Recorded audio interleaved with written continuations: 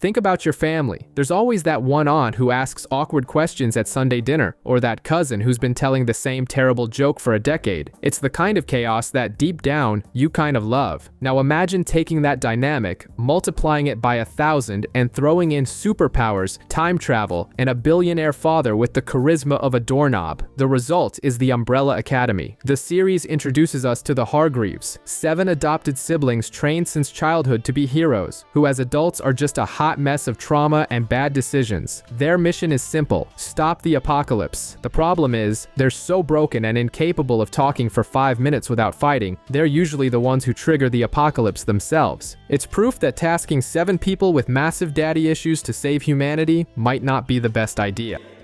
On October 1st, 1989, 43 women who weren't pregnant suddenly give birth at the exact same time. In Russia, a girl is just chilling in a pool, takes a dive, and when she surfaces, she's giving birth to a baby right there on the pool's edge. Weird, huh? Enter Sir Reginald Hargreaves, an eccentric billionaire who decides to adopt as many of these children as he can get. He manages to get 7. Years later, the Hargreaves siblings are all scattered. Vanya plays the violin, Luther is on a moon base, Diego acts like a low-budget Batman saving a family, Allison is a movie star, and Klaus has just walked out of rehab straight into his next high. Each of them finds out in their own way that their adoptive father has kicked the bucket. The gang reunites at their old mansion, the Academy, and the tension is thick. Diego is pissed at Vanya for writing a tell-all book exposing the family's dirty laundry. Luther, the leader, thinks their father was murdered because his monocle is missing. He asks Klaus, who can talk to the dead, to try and make contact. In a flashback, we see the Umbrella Academy in action, stopping a bank robbery. Sir Reginald watches from a distance with Vanya and basically tells her, "You're not special," in front of the cameras. He only presents 6 of his children. Some dad, huh? I have adopted 6 such children. Back in the present, there's a cool moment. Each sibling, alone in their own room, starts dancing to the same song, showing there's still a connection between them. The vibe is cut short by a lightning strike and a portal opening in the backyard. Out of it steps number 5, who vanished years ago and has returned in the body of a 13-year-old, but with the mind of a 58-year-old man.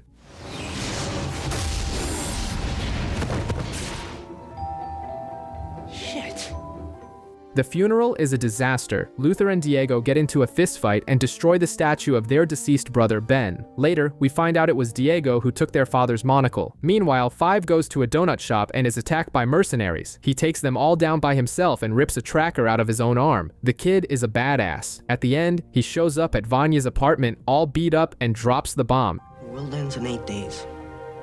I have no idea how to stop it.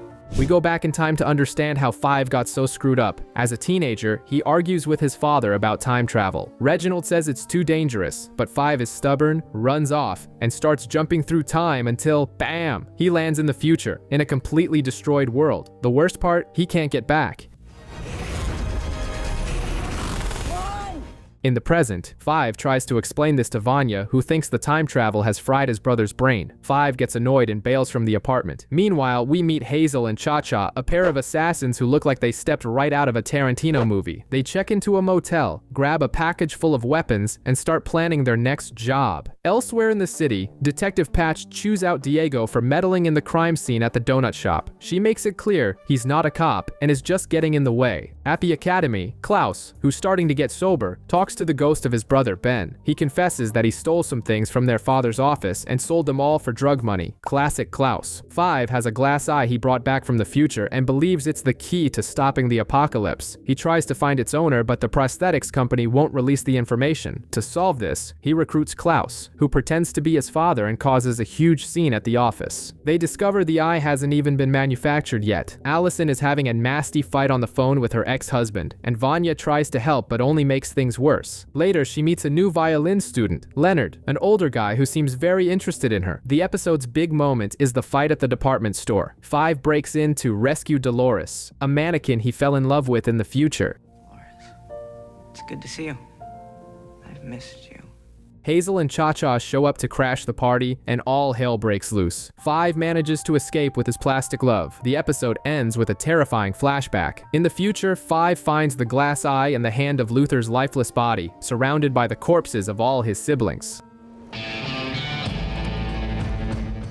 5 years ago, we see Vanya writing her controversial book. Her siblings' reactions say it all. Luther reads it while working out, Allison reads it in the makeup chair, and Diego uses the author's photo as a punching bag. The book made some noise but was quickly forgotten. In the present, Vanya's life isn't easy. She's late for orchestra practice and gets chewed out by the first chair violinist. Meanwhile, Allison shows Luther a security tape that makes it look like Grace, their robot mom, killed Reginald. They confront Grace, but she's completely glitched out, acting as if nothing happened. The family gathers to decide what to do with their mother. Luther and Allison want to shut her down. Diego, Vanya, and Klaus are against it. The vote is a tie and the decision is postponed. Diego then goes to talk with Grace and realizes she's truly malfunctioning, pricking her own hand without feeling a thing. Heartbroken, he deactivates her. At the same time, Hazel and Cha-Cha, the masked assassins, spot Five's umbrella tattoo and invade the academy. The house turns into a war zone. Luther, Diego, and Allison fight the intruders, and Klaus, he's chilling in the bathtub with headphones on, oblivious to the chaos. During the fight, Luther's shirt is torn, revealing his secret. He has the body of a giant ape, shocking a grand total of 0 people who already suspected. Vanya gets injured in the commotion. Diego, furious, blames her for being dead weight and kicks her out. Hurt, Vanya seeks refuge at the home of Leonard. The fight ends with Hazel and Cha-Cha fleeing. Later, Cha-Cha finds Hazel at the motel, pissed as hell that the mission failed. But Hazel has a surprise. He opens the trunk of his car and there's Klaus, tied up and gagged. They've kidnapped the most chaotic and unpredictable member of the Umbrella Academy. This is gonna go very wrong, or very right. 7 years in the past, we see Luther Hargreaves alone at the academy, since all his siblings have taken off. He's just hanging around waiting for a mission. When a biochemical substance falls into the wrong hands, old man Reginald sends his number 1 to handle it. The mission goes horribly wrong, and Luther is left in critical condition. To save him, Reginald injects a serum that transforms him into a sort of human-ape hybrid. The shock is brutal.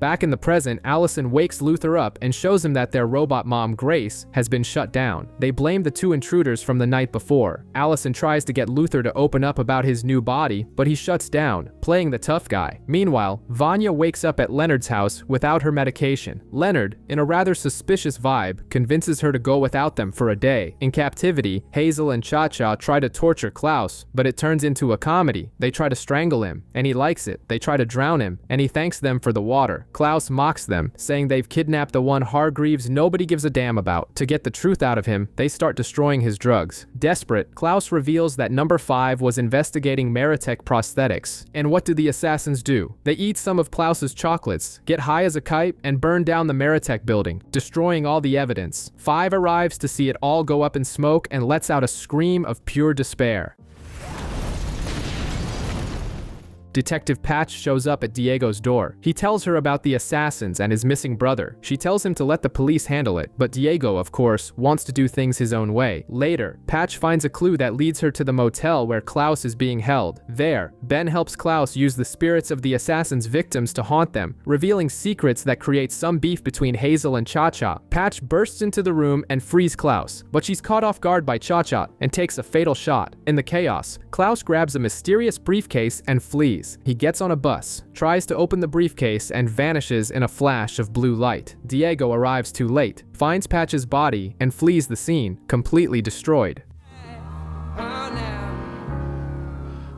In the future, an older 5 survives the apocalypse with his only friend, the mannequin Dolores. That's where he meets the Handler, a woman who recruits him for the Temporal Commission, an agency that protects the timeline. She explains that the apocalypse is inevitable. In exchange for 5 years of service, 5 could retire whenever he wanted. He accepts, but only to buy time and figure out a way to go back and stop the end of the world. Back in the present, 5 tells Luther everything. The apocalypse is real, they all die, and that glass eye was in Luther's own hand. Diego arrives, furious about Detective Patch's death, and blames it all on 5. Meanwhile, Klaus reappears on a bus, having just come from 1968. He's dressed as a soldier, has a new tattoo, and is crying his eyes out. The first thing he does is destroy the briefcase that sent him there. Allison grows increasingly suspicious of Leonard, Vanya's new crush. She investigates the guy and finds nothing on him, which is even more suspicious. Leonard, in turn, encourages Vanya to audition for first chair in the orchestra since the previous musician has mysteriously vanished. During the audition, something bizarre happens. As Vanya plays, waves of energy emanate from her violin, hypnotizing everyone. She gets the spot. In the end, we see why. The body of the missing violinist is hidden in Leonard's attic. To make matters worse, the siblings try to set a trap for Hazel and Cha-Cha, but it all goes wrong. Diego and Klaus suddenly show up in an ice cream truck and a shootout begins. In the middle of the chaos, time freezes. The handler appears and offers Five a new deal, a management position at the commission in exchange for giving up on saving the world. He accepts on the condition that his family survives. Before disappearing with her, he moves a bullet that was about to hit Luther. Time resumes. Five vanishes, and everyone is left completely confused. We find out what happened to Klaus. The briefcase threw him into the middle of the Vietnam War in 1968. There, he's forced to fight and meets a soldier named Dave, with whom he falls madly in love. That's why he came back so traumatized. In the present, Luther tells the siblings about the apocalypse, but their reaction is a disaster. Each one wants to go their own way. Diego wants revenge, Allison wants to see her daughter, and Klaus just wants to get sober so he can see Dave's ghost. Speaking of getting sober, he asks Diego to tie him up to prevent a relapse. Meanwhile, the assassin duo is also in crisis. The commission cancels Five's contract, and Cha-Cha receives a secret order to eliminate Hazel. She almost goes through with it but backs out at the last second. The life of a contract killer doesn't seem so great anymore, especially for Hazel, who's falling for the waitress at the donut shop. Luther has a painful revelation. He discovers that all the samples and reports he sent from the moon for 4 years were never even opened by his father. His mission was a sham, just a way for Reginald to keep him away. To drown his sorrows, he and Allison spend a day together, which ends with a long-awaited kiss.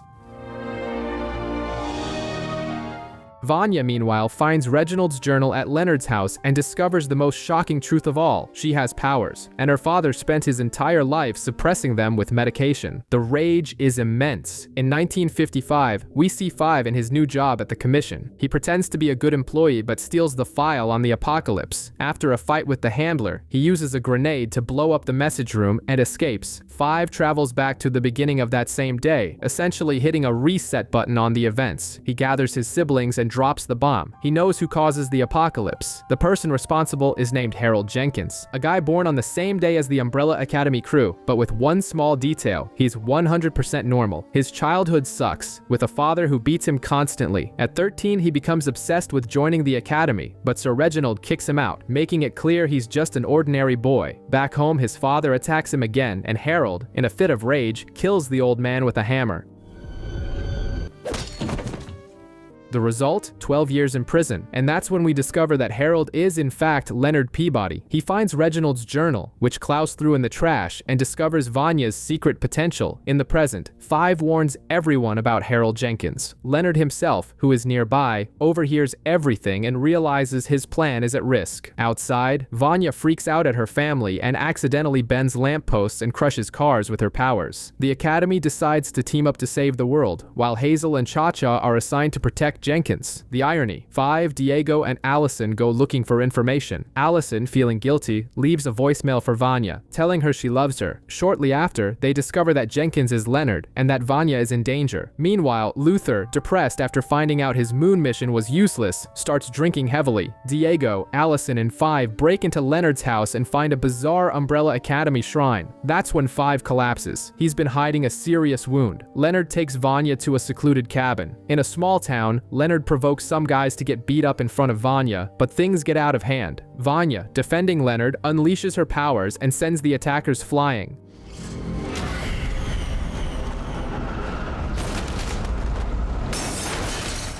To top it all off, Klaus has a near-death experience and meets Sir Reginald, who reveals the big plot twist. He killed himself to reunite the team and save the world. Allison is on her way to Harold Jenkins's grandmother's house and, along the way, has a flashback to when she was caught using her powers on her own daughter. At the hospital, Vanya learns she killed 2 men the night before. Leonard, though beat up, decides to leave, and Vanya gets suspicious. Meanwhile, Klaus tells everyone their father committed suicide on purpose. No one believes him until Pogo shows up and confirms the whole story. The old man manipulated everything to bring the team back together. Allison gets stuck in a traffic jam and finds Vanya's scarf. She teams up with a local cop, pretending to be an actress researching a role, to investigate what happened. At the station, Diego manages to escape with a little help from a police friend. Leonard begins to train Vanya using Reginald's journal, wanting her to accept her powers as a gift. The brothers find Luther at a bar, still in a funk, but when they tell him Allison is in danger, he snaps out of it immediately and goes with them. Allison discovers that Leonard paid the guys to beat him up, just to play the hero for Vanya. Allison finally arrives at the cabin and tries to warn Vanya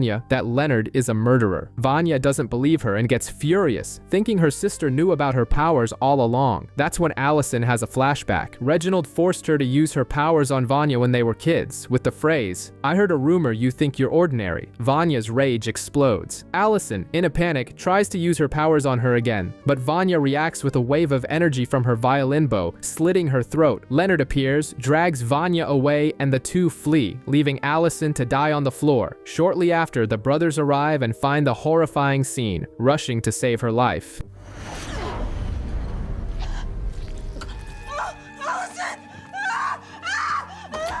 We start with a flashback of 4-year-old Vanya killing one nanny after another with her powers, until Reginald introduces Grace, the robot mom, the only one who survives. In the present, Leonard tries to convince Vanya to run away, but Vanya finds Reginald's journal and figures out the whole manipulation. Furious, she uses her powers and turns Leonard into a target for flying objects. At the academy, the siblings rush to save Allison. Grace tends to her but needs a blood transfusion. Diego is the donor but faints at the sight of the needle. Klaus in crisis tries to use drugs again. Ben, the ghost, tries to stop him and actually manages to punch him. They're both shocked to realize that Ben can interact with the physical world. Diego, Klaus, and Five find Leonard's body. With the villain dead, Five declares, "The apocalypse is cancelled. Mission accomplished, or not." Hazel goes to the academy, tells Five that Cha-Cha killed Patch, and hands over the guns to clear Diego's name. Vanya returns to the academy, devastated. Luther hugs her, but it's a trap. He knocks her out and locks her in the soundproof chamber where she was kept as a child. The other siblings, including Allison, want to let her out, but Luther refuses, playing the tough leader. Meanwhile, Hazel and Cha-Cha are in the middle of a deadly fight, but time freezes. The handler appears, all scarred up, and tells them they've screwed everything up.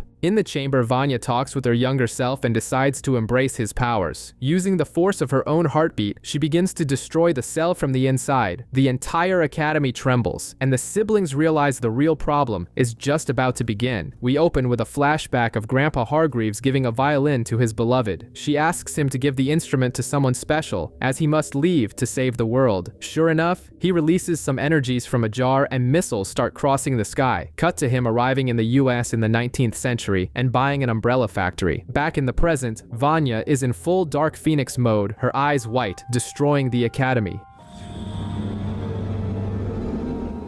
Every room she enters triggers a painful flashback, being excluded from missions, from family photos. The siblings try to escape the crumbling mansion. Klaus and Diego fall and are saved by none other than Ben. But Klaus, being the sly dog he is, takes all the credit. Pogo tries to talk to Vanya, explaining that her siblings weren't to blame. But when Pogo admits he knew about her powers all along, it's over. Vanya lifts the ape into the air and impales him on the deer antlers over the fireplace. A very Game of Thrones death.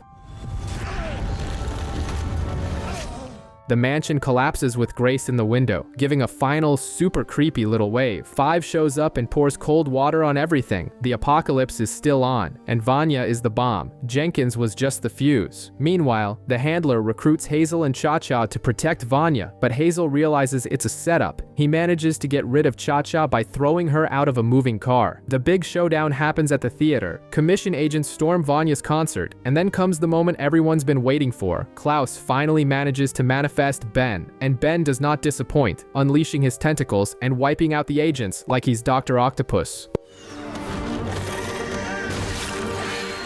In the midst of the chaos, Allison approaches Vanya. Instead of shooting her in the head, she fires her gun near her ear. The sound breaks her concentration, but the stored energy shoots out, straight at the moon, which begins to shatter. Congratulations, you've traded one apocalypse for another.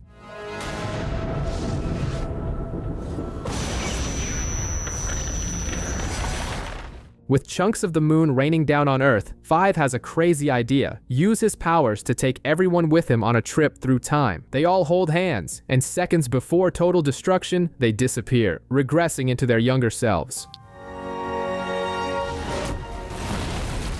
5's plan kinda worked. He saved his family from the apocalypse, but scattered them across the 1960s in Dallas like dandelion seeds. Each one landed in a different year. 5 is the last to arrive in 1963, and immediately lands in the middle of a new apocalypse, a war between the US and the Soviet Union, with his siblings fighting openly. Out of nowhere, Hazel appears, saves 5, and spills the tea. They created this new end of the world. Before being gunned down by some mysterious Swedish old guys, he gives 5 a clue and dies. 5 ends up in the apartment of a conspiracy theorist named Elliot, who just so happened to be tracking the arrival of all the Hargreaves. Meanwhile, we see everyone's new lives. Diego is in a mental asylum, swearing he needs to save President Kennedy. Allison is in 1961, married to an activist and fighting for civil rights. Luther has become a fighter in an underground fight club in 1962. And Klaus, well, Klaus became the leader of a cult in 1960. As for Vanya, she has total amnesia, living a picture-perfect life with a family on a farm. 5 tries to break Diego out of the asylum but realizes he'll just get in the way and ends up ratting out the escape plan, leaving his brother locked up. But Diego isn't one to sit still. With the help of another patient, Lila, he manages to escape.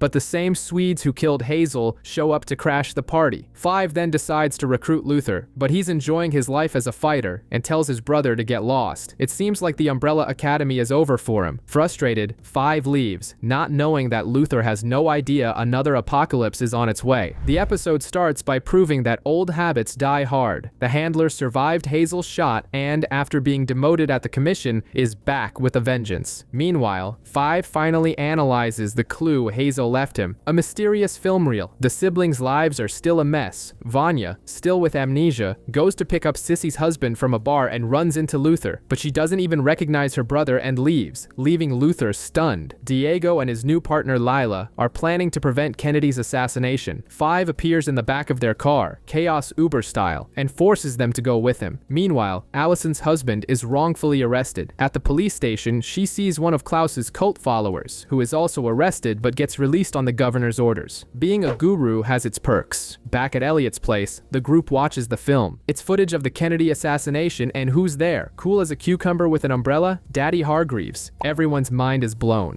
Clearly, it's not.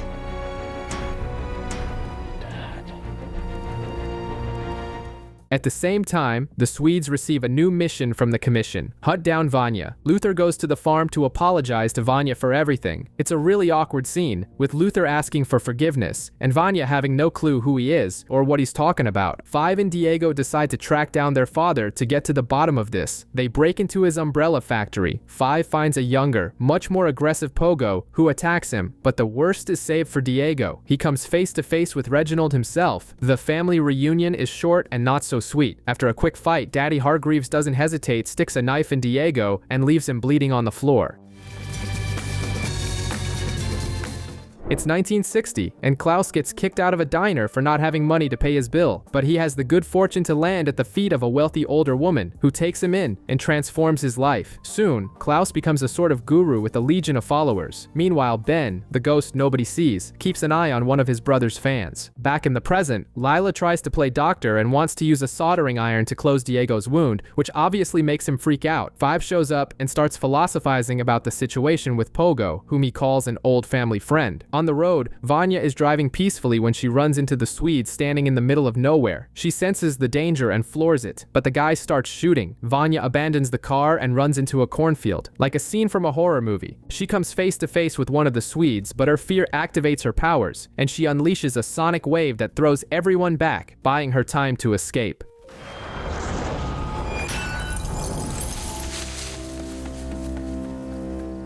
5, who tracked the sonic boom, finds Vanya and drops the classic "come with me if you want to live." He explains that the assassins are after him because he shouldn't even be in 1963. Elsewhere in the city, Luther asks his boss, Jack, for help finding Allison. Jack gets the address and Luther goes there, but Raymond, her husband, is the one who opens the door. The tension is immediate. Speaking of reunions, Allison finally finds Klaus at his mansion. She tells him she's married and hasn't used her powers since the apocalypse. Meanwhile, the handler visits a pet shop and terrifies a little boy just for fun. Back at the civil rights movement, Allison convinces the group to keep their protest peaceful. Ben, being a helpful ghost, spooks a cop into releasing Raymond from jail. Tensions explode at the protest. The police turn violent and start beating Ray. Allison, desperate, uses her rumor power to make the cops stop.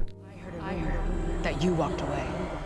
Ray sees everything, is terrified of what she is, and runs away. Klaus shows up and gets Allison out of there. To end the episode with a bang, we find out that Lila, Diego's new girlfriend, is actually the handler's adopted daughter. What a plot twist. The episode opens with a flashback to 1993. Lila's family is murdered by the commission, but the handler finds the little girl hiding and raises her as her own. Basically, a villain origin story. Back in Dallas, the handler gives Lila a new mission: protect number 5 at all costs. Lila doesn't get it. After all, she hates 5. But orders are orders. Vanya, furious that 5 lied about the cause of the apocalypse, abandons him and returns to Sissy's farm. Meanwhile, the rest of the team plans to crash a gala to confront their father, Reginald. They discover the old man is part of a secret organization called the Majestic 12, like a real-life Illuminati. Klaus tries to convince Dave, his past love, not to enlist in the army, but ends up getting punched by Dave's homophobic relative. Allison's life also falls apart when Ray accuses her of being a spy and kicks her out of the movement. Adrift, she finds Luther, who drops the bomb. The world is going to end again in 7 days. On the farm, Sissy's son Harlan nearly drowns in a lake. Vanya uses her powers to save him, but accidentally transfers a bit of her energy to the boy in the process.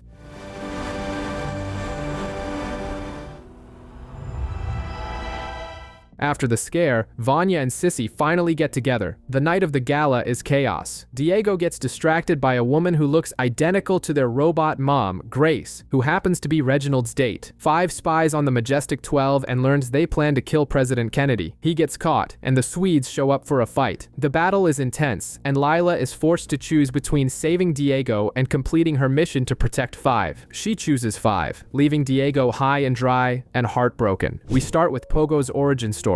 We learn he was a normal chimpanzee who suffered a terrible space accident. Reginald saved him by injecting a serum that brought him back to life, but different. In the present, after the mess at the gala, Lila's cover is blown. 5 knows she's an agent, and even Diego, who was head over heels for her, has realized the lie. With nowhere to go, Klaus and Allison, their marriage is in shambles, decide to drown their sorrows together. On the farm, the mood between Vanya and Sissy is cut short by the arrival of Carl. The tension is so thick that Vanya's powers make the house's windows explode. Meanwhile, the siblings gather, and Luther reveals that he already tried to talk to their father when he arrived in 1963, but was humiliated and thrown out. The handler, always one step ahead, sets a trap for the Swedes. She uses one of Diego's knives to lure them into an ambush, and one of them ends up blown up by a landmine. One less problem to deal with. The Umbrella family finally reunites at Elliot's house. It's a meeting full of tension and suspicion. They argue about what to do with their father, until they receive an unexpected dinner invitation from Reginald himself. Seeing that the end of the world is inevitable, Klaus, Allison, and Vanya make a pact. No more secrets. Each of them will go and handle their unfinished business, but 5 has other plans. He follows Lila to an abandoned warehouse, and the two get into a massive fight. 5 gets the upper hand, and with his foot on her throat, he doesn't call out for Lila, but for the person pulling the strings. The handler appears, surprised that he figured out her plan. At the same time, Vanya goes back to get Sissy, but finds her with Carl. She begs her to run away with her, but Sissy hesitates, leaving Vanya's heart in pieces. We kick off with a flashback straight to 1961, the moment Allison lands in Dallas. She walks into a diner and comes face to face with a whites only sign. Confused, she leaves and is immediately harassed by some guys. When they touch her, Allison doesn't hesitate. She beats the crap out of all of them and runs, hiding in a beauty salon. There, the owner, Odessa, and the other women chase the men off with scissors in hand. 60s girl power. Sometime later, Allison is working at the salon and joins an activist group where she meets Raymond, her future husband. Back in the present, the handler offers Five a deal. If he and the Umbrella Academy eliminate the board of directors of the Temporal Commission, she'll send everyone back to 2019. It's one of those trust me proposals. Meanwhile, Diego and Vanya think it's a great idea to find Daddy Reginald, but Luther is hesitant, thinking it's a trap. He even tries to warn Vanya about Reginald's wicked ways, but that only makes her more eager to go. Elsewhere, Klaus tries to tell his cult he's a fraud, but his followers misunderstand and start chanting, "We are also frauds," thinking it's a new teaching. To make matters worse, Dave shows up out of nowhere. Allison, for her part, decides to show her powers to Raymond, forcing a shop owner to let him try on a suit and a racist coffee shop manager to burn his own hand. Raymond gets weirded out and asks if she's ever used her powers on him. Over at the commission, Lila is jealous of Five, and the handler has already noticed she has a thing for Diego. In the middle of an identity crisis, Klaus gets drunk, and Ben, fed up, tries to attack him but ends up accidentally possessing his body. This is Ben's chance. He talks to Dave, who reveals he's already enlisted. To top it all off, the handler sicks the Swedes on Diego, and the Umbrella family finally gathers for a dinner with Reginald, which is a total disaster. In the end, the Swedes kill Elliot and leave a sinister message: Oga for Oga, eye for an eye. And, to complete the chaos, Carl sees Sissy and Vanya kissing. Five travels to 1982 and carries out the handler's mission to assassinate the commission's board of directors. The scene is pure chaos, complete with a fight with a receptionist over a candy bar stuck in a vending machine. Mission accomplished, he grabs the briefcase the handler promised. But there's a catch. They only have 90 minutes to get back to 2019, an impossible deadline to reunite a family scattered across Dallas. Meanwhile, Luther and Diego find Elliot's body and the message. In their blissful ignorance, they think the killer's name is Olga Faroga. Five arrives to give them a reality check, explaining it's Swedish for an eye for an eye. In parallel, Carl corners Vanya and blackmails her. Either she disappears, or he'll have Harlan committed. Harsh. The race against time begins. Luther warns Allison, who's torn between returning to see her daughter and staying with Raymond. Klaus, in a moment of kindness, lets Ben possess his body to have a date with Jill. It's the first time Ben gets a real taste of life, feeling the grass under his feet and eating an orange. Stay focused. Oh, sister of purpose. But the joy is short-lived, as Diego shows up to crash the party. Speaking of which, Diego is tricked and drugged by Lila, who hands him over to Mommy Dearest, the handler, on a silver platter. Allison also has a painful farewell with Raymond, who refuses to abandon the fight for civil rights. The moment is interrupted by the Swedes, and in a tense fight, Allison uses her power to force one brother to kill the other. Grim. Vanya convinces Sissy to run away with her, but the plan goes south and she's caught by the police. In the end, only Five, Luther, and a Klaus who is vomiting up Ben make it to the alley. Time runs out, the briefcase activates, and Five is forced to throw it away. The mission was a total failure.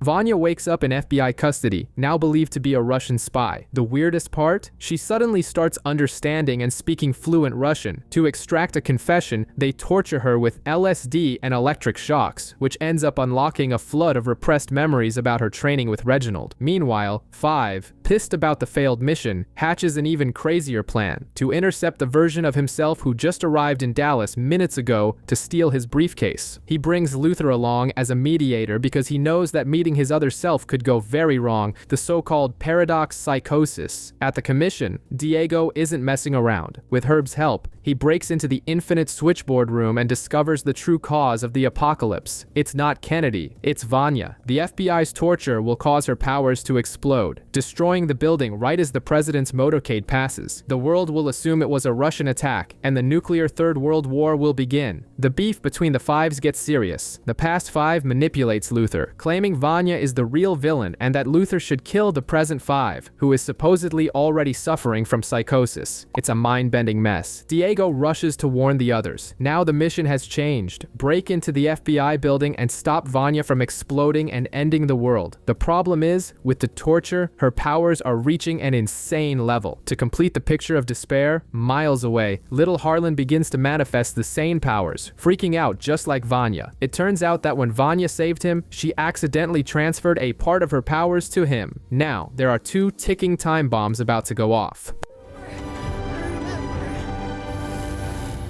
Allison, Diego, and Klaus try to get close to calm their sister down, but the energy she releases is so powerful it blasts them all away. When all seems lost, who shows up? Ben! And since he's a ghost, he simply passes through the energy barrier like it's nothing.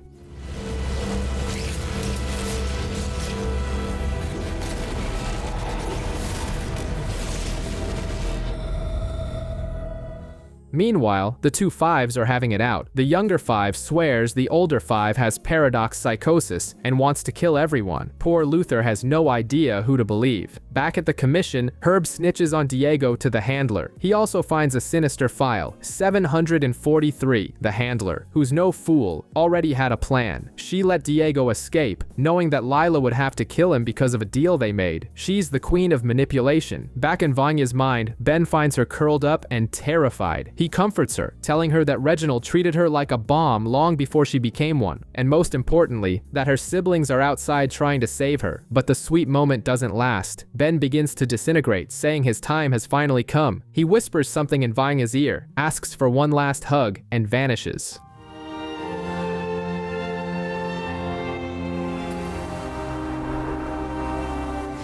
At the farm, Sissy pulls a gun on Carl to protect Harlan. During the struggle, the gun fires towards the boy, but he, like Neo from The Matrix, stops the bullet with his mind and redirects it, hitting Carl square in the chest. So long, Carl. Lila discovers the truth about file 743. The handler ordered 5 to kill her parents, just so she could steal her. To erase the evidence, the handler simply swallows AJ, the talking fish head of the commission. In the end, Kennedy is assassinated anyway, and Diego's plan goes down the drain. And for the biggest twist, Reginald meets with a group of powerful figures, gets pissed, rips off his own face, revealing he's an alien, and then kills them all. To top it all off, the handler declares war, and back at the farm, Harlan is glowing and about to explode. The episode opens with a flashback to Ben's funeral in 2006. Reginald, ever the father of the year, uses the burial to blame his children for their brother's death. After everyone leaves, Klaus uses his powers and summons Ben for the first time, convincing the ghost to stick around instead of going into the light. Back in 1963, the Umbrella Academy has become public enemy number 1. All of them are plastered across newspapers as terrorists. Vanya has a vision of Harlan in danger and decides she has to save him. After a brief argument, the whole family decides to go with her. It's an Umbrella Academy field trip. They arrive at the farm to find a horror movie scene, a bizarre storm with snow and lightning surrounding the barn. Inside, Vanya tries to calm Harlan, but the handler and Lila show up with an entire army from the commission. Vanya then goes full Dark Phoenix and disintegrates all the agents with a single wave of energy.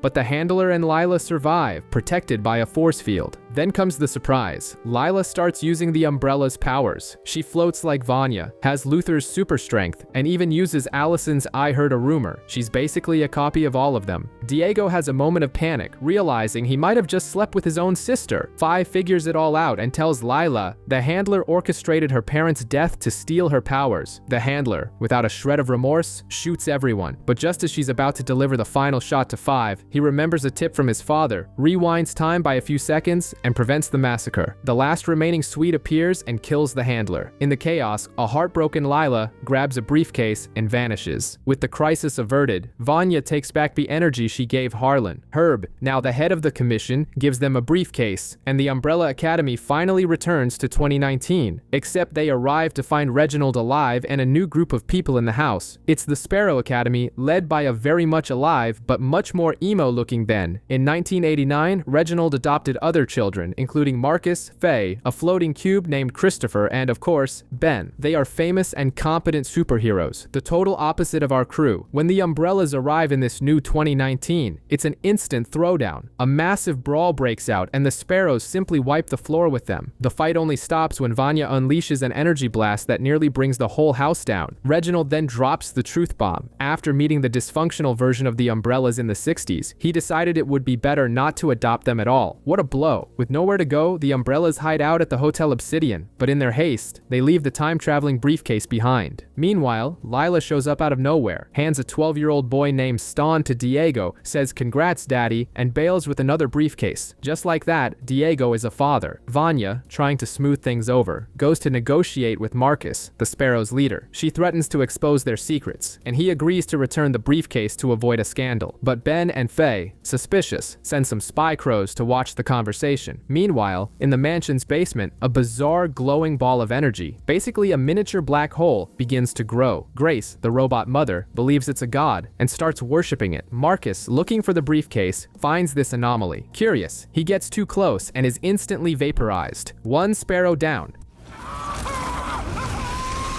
We saved the world. We stopped the apocalypse. Luther is kidnapped, but the situation feels more like a forced vacation. He becomes a hostage of the Sparrows, who are convinced the Umbrellas took Marcus. But in the midst of his captivity, Luther gets to know the little birds better, falls for Sloane, and the two end up sharing a very intimate moment. It's the classic enemies to lovers trope on Fast Forward. Meanwhile, Klaus drags a very unhappy Five on a road trip. Their destination? To meet Klaus's biological mother. Along the way, they stop at the world's biggest ball of twine, where Klaus drops the bombshell. He snooped in Reginald's office and found a book with the names and addresses of all their mothers. Arriving at an Amish community, they discover that Klaus's mother died before he was even born. A major bummer. At the same time, the flaming ball of energy in the basement grows larger, sending out shockwaves that simply erase people and animals from existence. Far away, Allison returns to her house and discovers a horrifying truth. Her daughter Claire never existed in this timeline. This sends her into a spiral of rage and grief. Vanya, upon learning that Sissy died in 1989, has an epiphany, realizes he is a transgender man, and changes his name to Victor. It's, Victor. Who's Victor? I am. Elsewhere, Diego and Stan have a bizarre father-son bonding moment, attacking Alfonso and Jamie in a convenience store, and Lila, always one step ahead, uses her powers to steal the Umbrella's briefcase. In the end, Klaus and Five return with devastating news. All of their mothers are dead. The conclusion? A beautiful and complicated grandfather paradox. To understand how bizarre this situation is, imagine this. A guy named Elmer hates his grandfather so much that he invents time travel just to kill him. He succeeds, but in doing so, Elmer himself ceases to exist. And if he doesn't exist, how could he have killed his grandfather? Welcome to the time paradox, the headache our heroes now have to solve. Luther is released by the Sparrows and returns with the worst news. Marcus is really gone, and people are disappearing all over the city. They connect the dots and realize the paradox is the culprit. Victor and Allison try to play diplomats and negotiate with the Sparrows to get the briefcase back. The deal? The briefcase for Marcus, whom they don't even have. It's a classic case of trading one problem for another. Five and Lila, an unlikely duo fueled by mutual dislike, try to go to the commission, only to find the briefcases have simply stopped working, which should be impossible. Meanwhile, Klaus breaks into the academy and confronts Reginald about their mothers. The old man swears it wasn't him. Klaus discovers that the Sparrows keep Reginald sedated, and in a moment of pure randomness, the two form a bond. Klaus even teaches his father how to hide the pills. Ben and Faye find Grace in the basement, worshipping the energy ball as if it were a new god, and discover that she was the one who got Marcus. All hell breaks loose at the hotel, with the Sparrows ready to finish off the Umbrellas, until an elderly Harlan Cooper appears out of nowhere and simply deletes Jamie and Alfonso from existence. We go back in time to understand Harlan's story. After the events of 1963, he and Sissy lived as nomads, since Harlan had no control over his powers. The situation gets much worse in 1989 when Sissy dies, and Harlan's grief explodes in a devastating wave of energy that echoes through time. In the present, Five and Lila arrive at the commission to find the place frozen over, as if an ice age wiped everything out. Almost everyone died because of the energy ball, including Herb. The only survivor is an old, dying version of Five himself, who, before kicking the bucket, gives some ominous advice: don't save the world. While Victor reconnects with Harlan, Allison decides diplomacy is over. She tortures Sloane for information about the briefcase, but the girl knows nothing. Frustrated, Allison and Diego hit the streets to play the vigilante and take out their anger on some thugs. Victor and Luther try to broker a peace deal, returning Sloane and the bodies of the other sparrows. But Ben, now in full villain mode, demands they hand over Harlan. At the hotel, Stan and Klaus find a secret suite, and, in a stupid accident, Stan fires a harpoon gun that kills Klaus in the middle of the room. And then comes the gut punch. Harlan, looking at the files on the Umbrella's mothers, confesses to Victor. The energy blast he unleashed when Sissy died was so powerful that it accidentally killed all of their mothers in 1989, creating the grandfather paradox. It's all his fault. Klaus wakes up in the afterlife and discovers an unbelievable secret. He's basically Kenny from South Park. The guy has died countless times, but his immortality always brought him back. There, he reunites with his deceased mother Rachel, who gives him a reality check. Stop the drama and go back to the living world to find a real purpose. Meanwhile, on Earth, Diego is consoling Stan, who accidentally sent Klaus to his grave. As they're about to move the body, surprise, Klaus simply comes back to life in the middle of the hallway, as if nothing happened. Five and Lila return from the commission, but their briefcase turns to dust in the process. They bring the worst possible news. The grandfather paradox has created a Kugelblitz, basically a cosmic black hole that will swallow the entire universe until nothing is left. Klaus, ever the random one, connects the dots and reveals that the Kugelblitz is the ball of fire burning in the Academy's basement. Amidst the chaos, Allison deals with her trauma in the worst way possible. She uses her powers to assault Luther, making things incredibly tense. In an attempt to stop the end of the world, the Umbrellas consider handing Harlan over to the Sparrows. Victor, obviously, disagrees and asks Allison for help to sneak Harlan out of the hotel. To top it all off, Klaus recognizes a tattoo on the older Five's arm as belonging to the Mothers of Agony, a biker gang. Five heads to the gang's clubhouse and comes face to face with an aged and very unfriendly looking Pogo. And for you? We start with a flashback to 2014. Pogo is fired by Reginald for disagreeing with the Sparrow's harsh training. Back in 2019, Pogo explains to Five that the tattoo on his arm is for Project Oblivion, a suicide mission Reginald planned for the Sparrows, from which they might never return. That's why the Sparrows kept the old man drugged. Now that Klaus has sobered him up, Reginald will likely reactivate the plan. To close the time loop, Five lets Pogo give him the tattoo. Klaus goes to confront Reginald, asking why he killed him so many times. The Father of the Year's response? To electrocute Klaus to death again, just to help him understand his powers. Diego and Lila find a secret passage that leads to an alternate version of the hotel, the Hotel Oblivion. Inside, Lila drops a bombshell. Stan isn't their son. Suddenly, a giant guardian attacks and rips off two of Diego's fingers. They flee back to the normal hotel, but arrive just in time to see Stan get disintegrated by a wave from the Kugelblitz. Meanwhile, Victor and Harlan finally manage to transfer the powers back to Victor. Everything seems resolved until Harlan accidentally tells Allison that he was the one who killed their mothers. Allison, blind with rage, kills him and delivers his body to the Sparrows like a trophy. To make matters worse, the Sparrows now have a new number one, Luther himself, who has switched sides. We learn Lila's plan. After the handler's death, she traveled to 1989, joined a punk band, and hired Stan to pretend to be her and Diego's son. All of this was just to test if he would be a good father. Meanwhile, Reginald continues his bizarre training with Klaus, killing him repeatedly until he finally learns to control his resurrection powers. Back in the present, the Sparrows and Umbrellas call a truce to face the Kugelblitz. Allison shows zero remorse for killing Harlan and even blames Victor for all their problems. In a crazy plan, Lila, Sloane, Christopher, and Victor manage to trap the Kugelblitz inside Christopher, the sentient cube.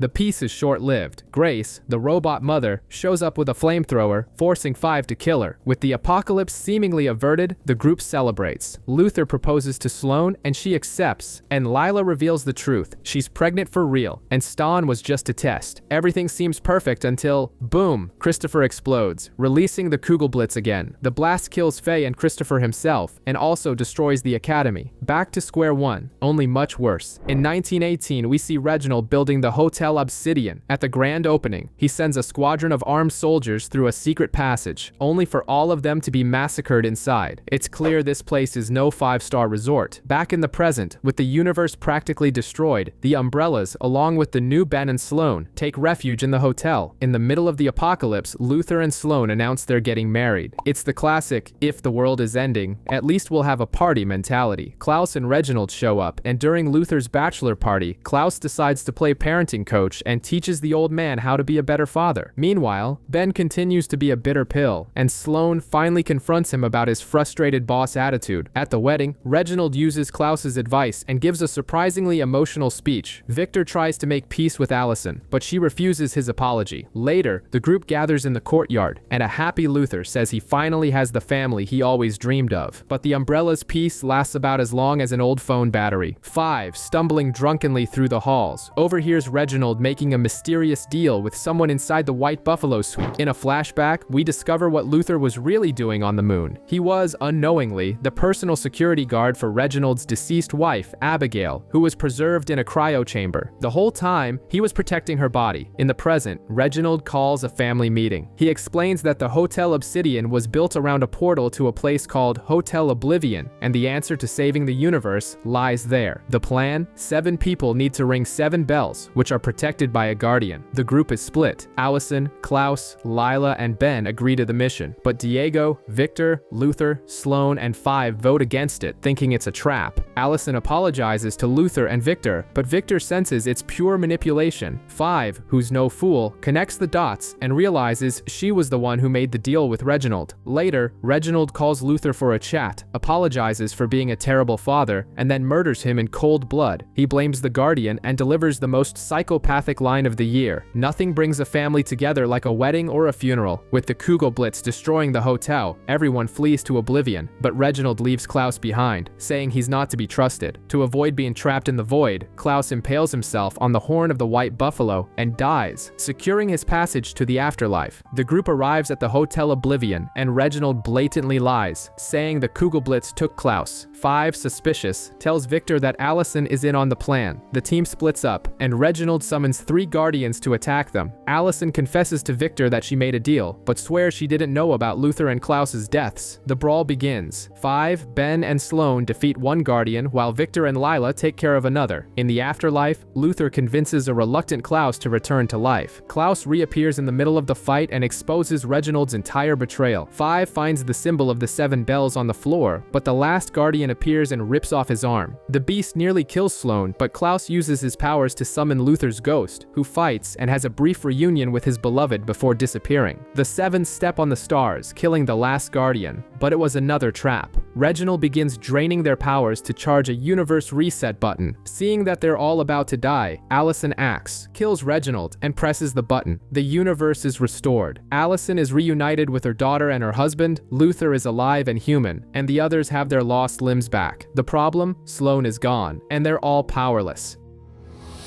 Okay, come on, Alec. To make matters worse, we see Reginald and his wife Abigail, alive, observing the city from the top of a skyscraper. 6 years have passed since the universe reset, and the Umbrella Academy has scattered to the winds. Victor now owns a bar in Canada. Luther has become a stripper and is squatting in the crumbling Hargreaves mansion. Diego and Lila got married and had 3 kids. Allison divorced Ray. Klaus is sober and has become an obsessive germaphobe living with Allison. 5 works for the CIA, and Ben just got out of prison for crypto scams. After getting paroled, the siblings meet at the birthday party for Grace, Diego, and Lila's daughter. The tension between the couple is thick as they argue over the frustrations of parenthood. Before Victor can even get to the party, he's kidnapped by a mysterious figure. The siblings' reunion is awkward, and the party, of course, turns into a disaster. Meanwhile, a conspiracy movement called the Keepers, led by the amoral Dr. Jean and Jen Thibodeau, is growing. They believe the current timeline isn't the real one, and that an apocalyptic event called the Cleansing will fix everything. Working undercover, 5 runs into Lila, who has also infiltrated the Keepers. Diego, suspicious of Lila's disappearances, follows her and sees her at a cafe with someone who is actually 5 in disguise, and immediately assumes he's being cheated on. After Luther receives a note telling him where Victor is, the family rescues him, only to come face to face with a man named Cy Grossman asking for help. Grossman, who knows they were the Umbrella Academy in another timeline, says the Keepers have kidnapped his daughter, Jennifer. 5 notices a jar of marigold, the source of their old powers, and takes it, promising to help find the girl. Being the only one who wants his powers back, Ben spikes the family's drinks with the marigold before taking his own dose. To nearly everyone's dismay, the family gets their powers back. Only Klaus is spared, as he didn't drink the spiked beverage to stay sober.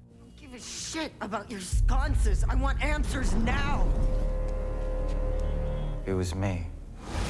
They return to Cy Grossman's shop for more information and find a map that leads to the town of New Grumpson, Maine. Of everyone there, only Diego is excited about the new mission. On the way to Maine, Diego vents to Five about Lila's supposed affair, and Five tells him to chill out. Upon arriving in New Grumpson, Ben gets fed up with the group, splits off, and befriends Rosie, a local diner waitress. All hell breaks loose when Allison asks the shopkeeper if she knows Jennifer Grossman, and the entire town just freaks out and attacks the family. Seeing the fight, Rosie decides to run away with Ben when the townspeople threaten him. In the midst of the chaos, Five discovers his powers have changed. Now he can only teleport to a subway station that allows travel between different timelines. Luther realizes the town's residents are connected to Hargreaves Enterprises. During the confusion, Klaus is fatally shot, forcing the family to use the rest of the marigold to heal him. Rosie then drops the bombshell. Her real name is Jennifer, and she has no idea who Cy Grossman is. The family regroups and flees with Jennifer, but their van is T-boned by the Thibodeaus, who kidnap the girl from the wreckage. We open with an old news report showing a giant squid being captured. Inside it, a little girl is found, muttering about the cleansing. And who's in the crowd watching? None other than Sir Reginald Hargreaves. In the present, the Umbrella Academy is recovering from the crash. Five explains that he and Lila were undercover in the Keepers, a group who believe they have memories of another timeline. Klaus freaks out about his powers returning, accuses Allison of using him to avoid her own problems, and leaves. Meanwhile, Ben's arm has a weird glowing scar. The group deduces that Reginald built the town to watch over Jennifer. Lila finally explains to Diego that the little Greek guy she met with was Five, and that she's working undercover for the CIA to escape suburban life. Diego, of course, takes it personally. Elsewhere, the Thibodeaus reveal to Jennifer that she is the key to restoring the true timeline, and show her the giant squid from the beginning of the episode, locking her inside with it. Five and Lila use the interdimensional subway and end up in Five's original apocalypse, where he was trapped for 40 years. They discover a file on the Jennifer incident, dated to the exact day the original Ben died. The team confronts Reginald and realizes their memories of Ben's death were manipulated. They all repeat the same rehearsed story without knowing the real details. Hargreaves agrees to use a machine to restore their memories. As Lila puts Diego in the machine, she drops a bombshell. I think we should take a break. Ben, guided by Cy Grossman and his connection to Jennifer, finds and rescues her. Meanwhile, Klaus, after being killed by a drug dealer and reviving in front of him, wakes up in chains and learns he now has to work to pay off his debt. We start with a flashback to 2006 in the original Umbrella Academy timeline. During a mission, Ben finds a girl, Jennifer, locked in a shipping container. Ignoring Reginald's orders, he frees her. But then Reginald appears and bam! He shoots them both, to the shock of the other children. Back in the present, with their memories restored, the Hargreaves are pissed and go after Reginald. But it's Abigail who confesses. It's her fault. Apparently, when she created the marigold particle, an opposing particle called Durango also came into being. If the two touch, boom, everything goes up in smoke in what they call the cleansing. And guess what? Jennifer has Durango particles in her body. When they discover the reaction has already started, Reginald grabs a gun and decides he'll kill either Ben or Jennifer to solve it. But Victor, tired of being the family's punching bag, stops him and unloads all his frustrations about him being a horrible father. Meanwhile, Five convinces the CIA to keep Luther and Diego busy, so he and Lila can go back in time and fix the mess with Jennifer. Speaking of bad luck, Klaus is working as a psychic for hire to pay off a debt to a psycho named Quinn. He even tries to escape with the help of a client, but the plan fails. Quinn shows up, kills the client, takes the money, and buries Klaus alive. Five and Lila's time travel trip is also a failure. They end up lost in a maze of timelines and are almost hit by a fireball from Phil Hargreaves in the Phoenix Academy. To top it all off, Ben and Jennifer grow closer, their obsessive feeling turning into romance, and their intimacy accelerates the particle reaction, killing everything in a massive radius.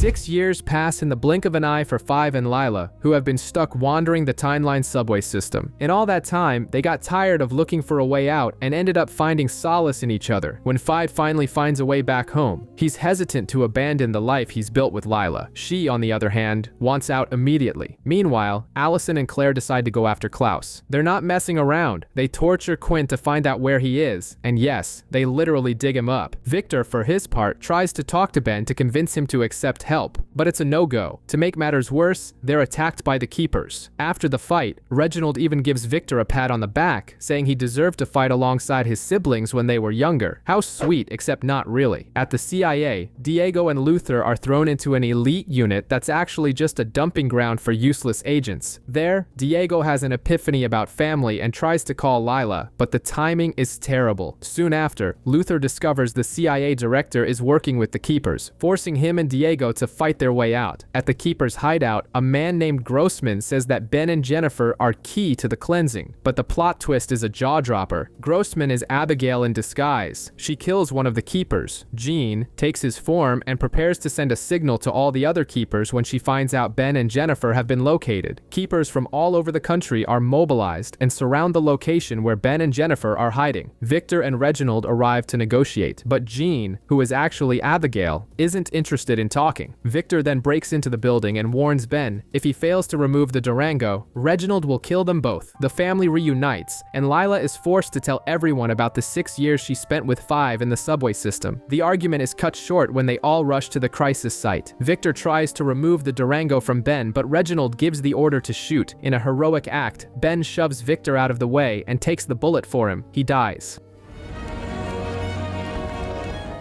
Jennifer, in despair, merges with Ben's body, turning into a giant monster that initiates the cleansing.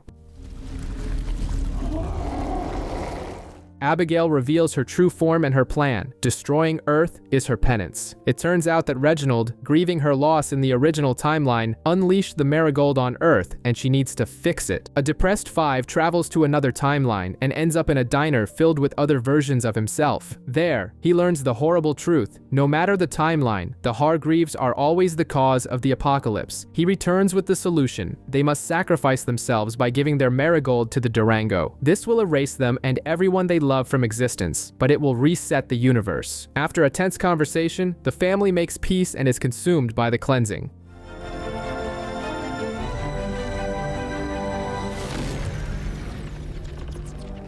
In the original timeline, all is peaceful, and at the base of a tree, 8 marigold flowers bloom out of nowhere.